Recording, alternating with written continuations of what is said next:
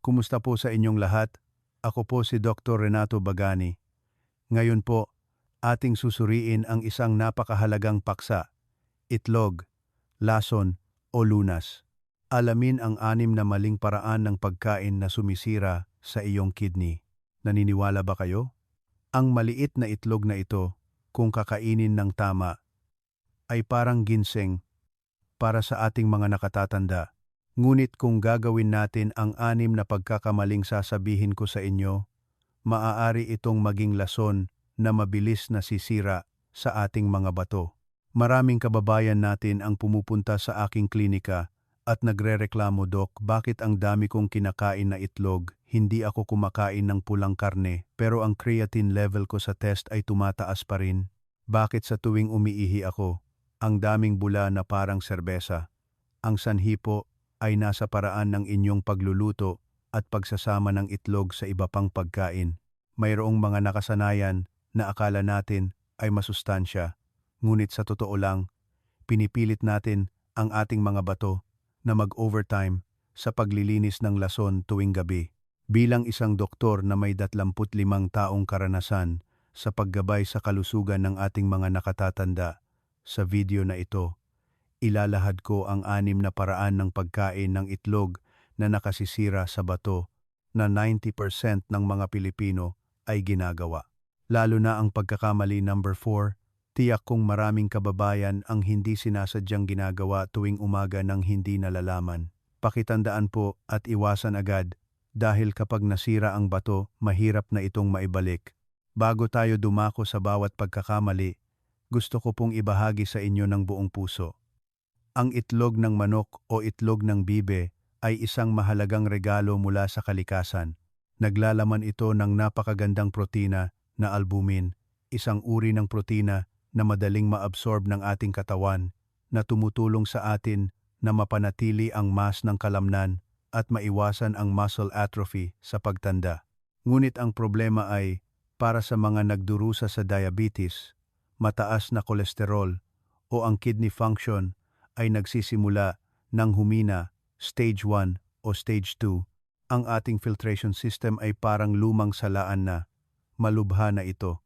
Kung mali ang paraan ng pagkain ng itlog, hindi sinasadyang lumilikha tayo ng napakaraming metabolic waste at ang mahinang bato ay kailangang magsumikap para mailabas ang mga basurang ito. Sa paglipas ng panahon, napupunit ang glomerular membrane at ang protina, sa halip na manatili upang pakainin ang katawan, ay lumalabas sa ihi.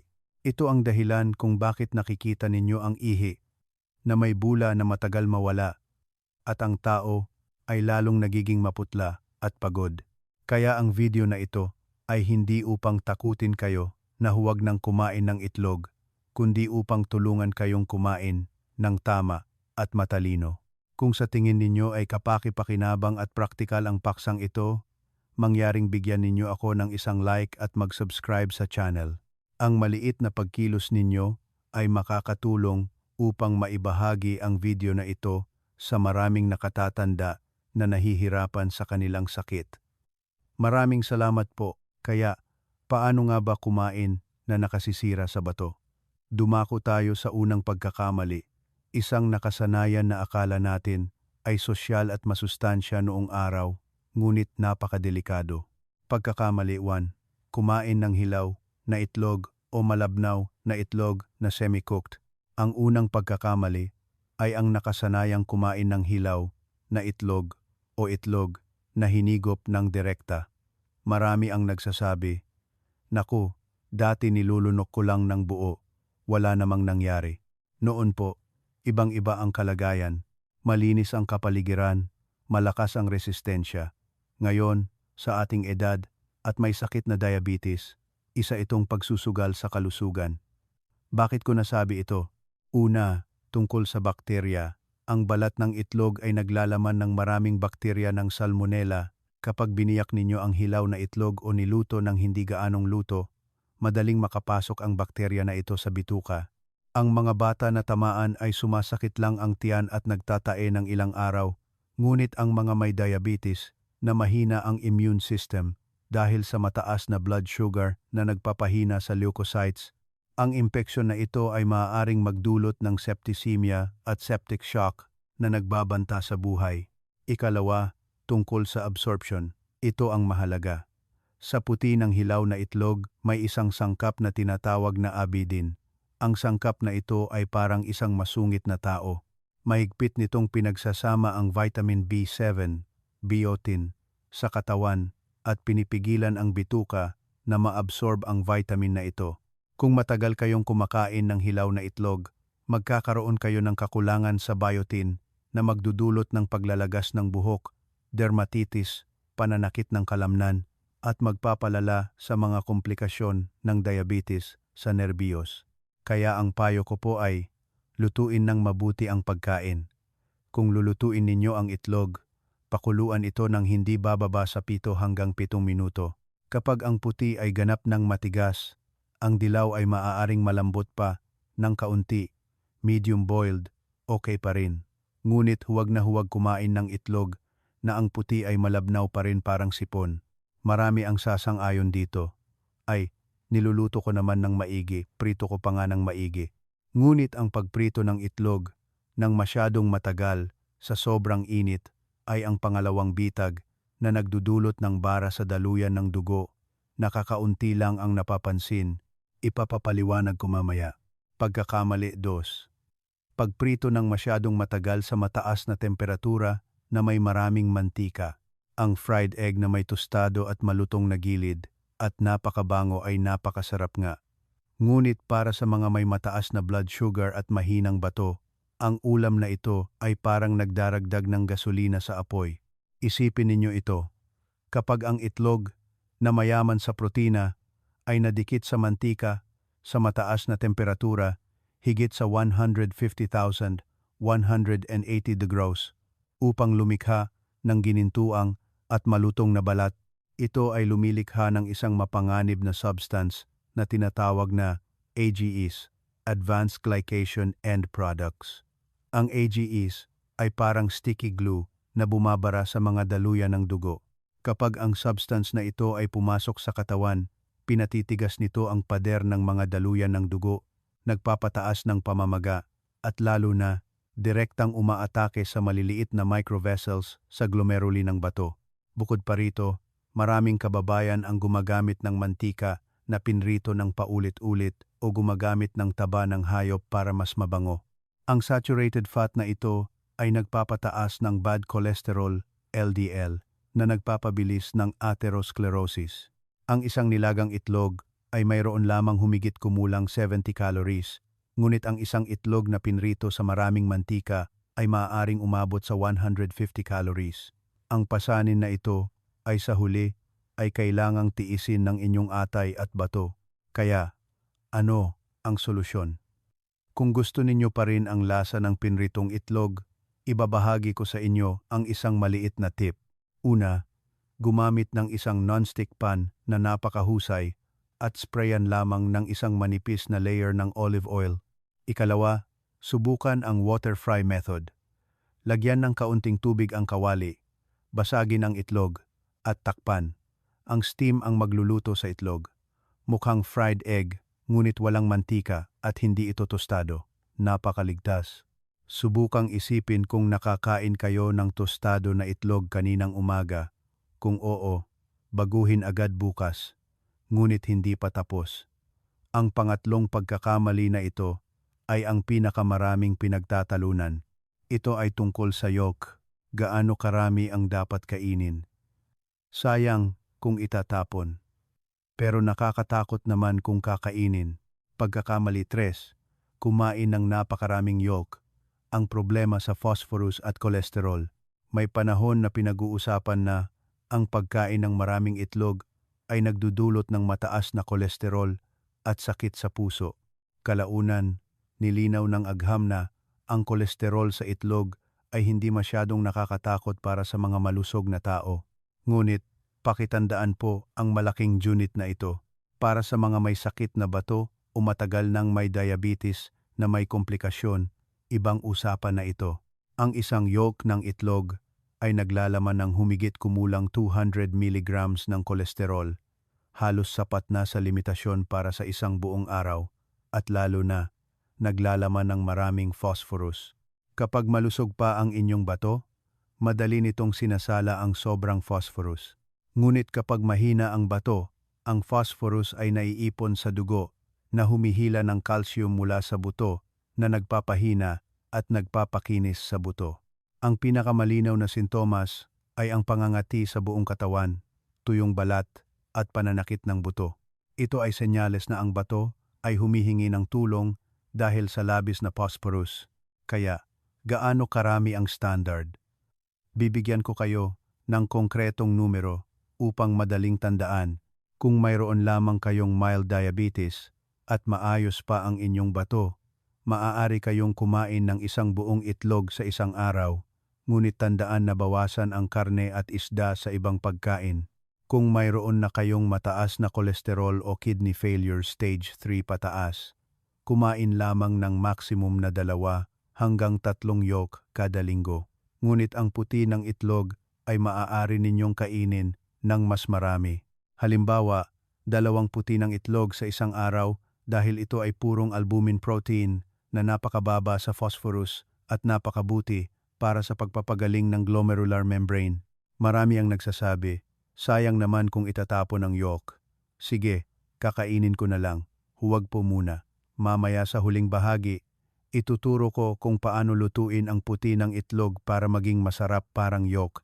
Ngayon, gusto kong ikuwento sa inyo ang isang tunay na karanasan ng isang pasyente na nagngangalang Mang Roger upang makita ninyo kung gaano kalala ang pang-apat na pagkakamali na ito.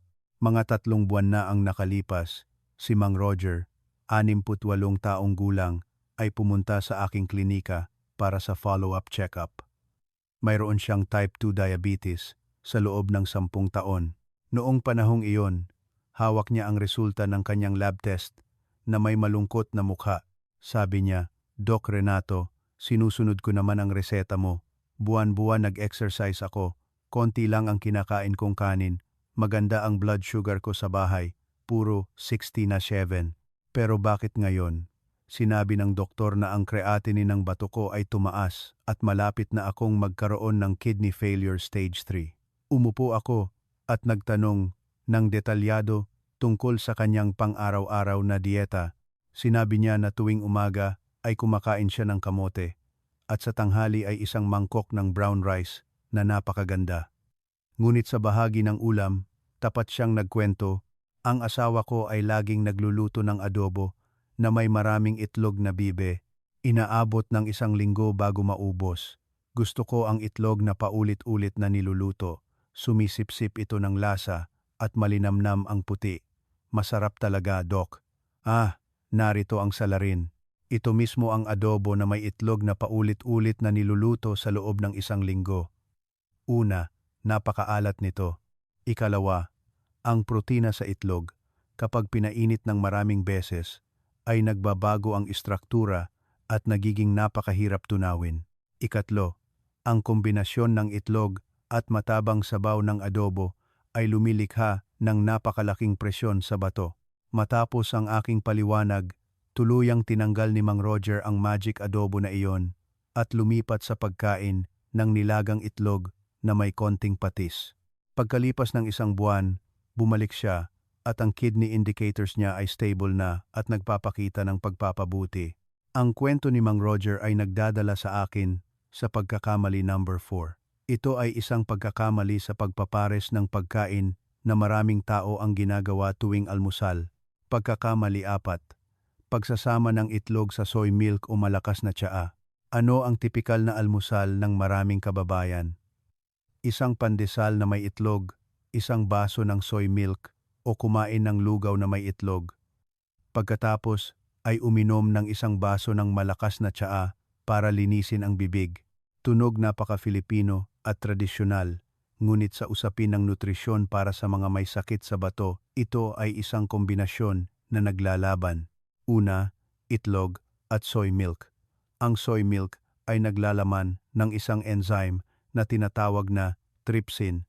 Kapag ang sangkap na ito ay nakatagpo ng protina sa puti ng itlog, ito ay humahadlang sa proseso ng paghihiwalay ng protina.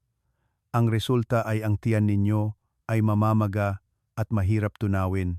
Sa halip na mag-filter ng nutrients, ang bato ay kailangang magproseso ng maraming undigested protein. Sa paglipas ng panahon, ang kidney function ay hihina. Ikalawa, itlog at malakas na tsaa. Ang dahon ng tsaa ay naglalaman ng maraming tannic acid. Kapag ang sangkap na ito ay nakatagpo ng protina sa itlog, ito ay bumubuo ng isang precipitate compound na tinatawag na protein tannate. Ang compound na ito ay nagpapaliit sa lining ng bituka, nagpapababa ng intestinal motility, madaling magdulot ng constipation, at mas mapanganib, nagpapataas ito ng panganib ng stone formation sa bato. Kaya, ano ang solusyon? Hindi ko kayo pinagbabawalan na uminom ng soy milk o tsaa, ngunit tandaan ang safe distance rule na ito. Pagkatapos kumain ng itlog, pinakamainam na uminom ng mainit na tubig o diluted juice. Kung gusto ninyong uminom ng soy milk o malakas na tsaa, maghintay ng hindi bababa sa 1 hanggang 2 oras pagkatapos kumain ng itlog. Sa ganoong paraan, ang itlog ay natunaw na at hindi na kailangang mag-alala tungkol sa interaksyon. Nakita ninyo, minsan ang sakit ay hindi mula sa kinakain natin, kundi sa paraan ng pagpapares natin. Parang kabalintunaan, di ba? Ngunit ang panglimang pagkakamali na ito ay mas karaniwan, lalo na sa ating mga kababayan na gustong magtipid. Pagkakamali 5.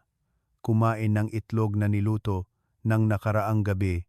Ang ating mga nakatatanda ay may pagiging matipid. Kung nilaga ang 10 itlog at hindi naubos, itinatago sa ref at iniinit ulit kinabukasan. O tulad ni Mang Roger sa kwento kanina, niluluto ang isang kalderong itlog at kinakain sa loob ng 1 linggo.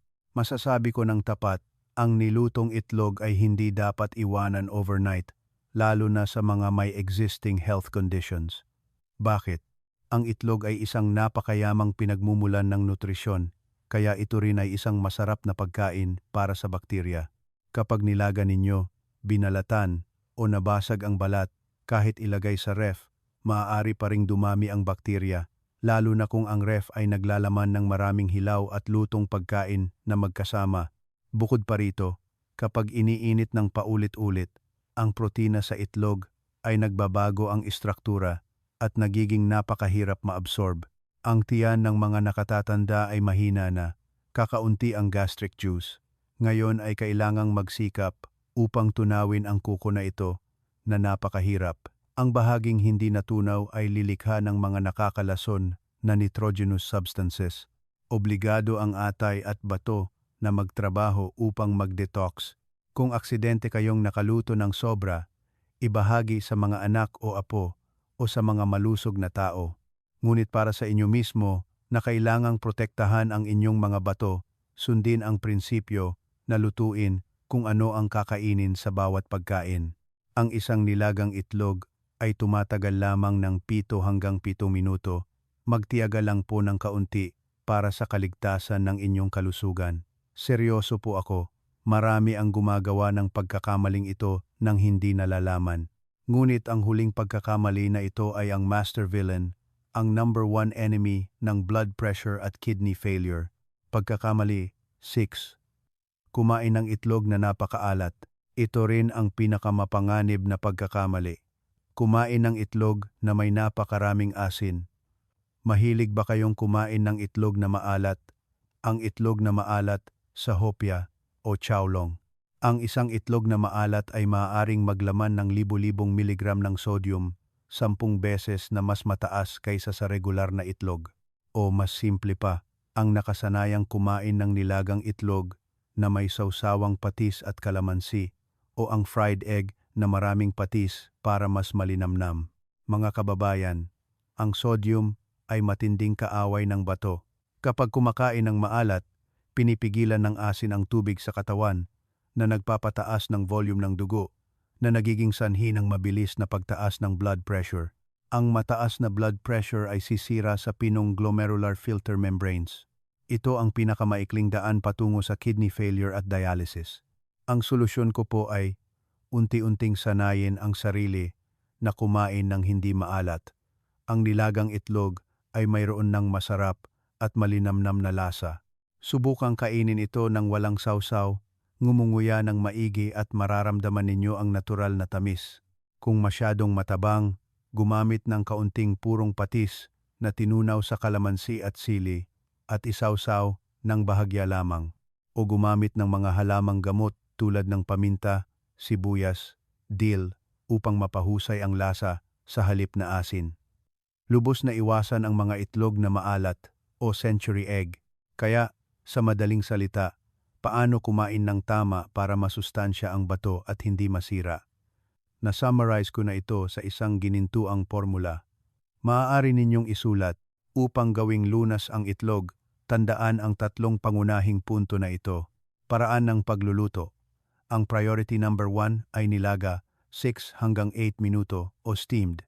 May masarap na steamed egg with tofu o steamed egg with mushrooms na malambot, madaling tunawin, at nagdaragdag pa ng healthy plant-based protein. Bawasan ang pagprito at pagluto sa maalat na sarsa. Pares na pagkain. Kainin ang itlog kasama ng berdeng gulay tulad ng repolyo, cauliflower, kangkong, pipino. Ang fiber sa gulay ay makakatulong na hadlangan ang absorption ng kolesterol at pabagalin ang pagtaas ng blood sugar pagkatapos kumain. Ang isang salad na may nilagang itlog ay isang napakagandang almusal at ang oras ng pagkain ay sa almusal o tanghalian ang pinakamainam. Iwasan ang pagkain ng itlog sa gabi dahil ang protina sa itlog ay mahirap tunawin at maaaring magdulot ng bloating at hirap sa pagtulog. Tandaan ang espesyal na grupo. Gayunpaman, kailangan kong bigyan ng babala.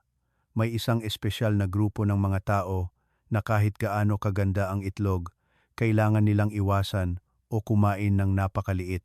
Tignan kung kasama kayo sa grupong ito. Kung kabilang kayo sa tatlong grupong ito, mangyaring kumonsulta sa inyong doktor bago kumain ng itlog. Mga may kidney failure, stage 4 o 5 na hindi pa nagda-dialysis. Sa panahong ito, ang bato ay napakahina na. Ang pagkuha ng protina, kahit na magandang protina mula sa itlog, ay kailangan kalkulahin bawat gramo upang maiwasan ang pagtaas ng urea sa dugo. Maaaring payuhan kayo ng doktor na kumain lamang ng puti ng itlog at iwasan ang yolk. Mga may acute gout attack, bagamat ang itlog ay mas mababa sa purine kaysa sa pulang karne.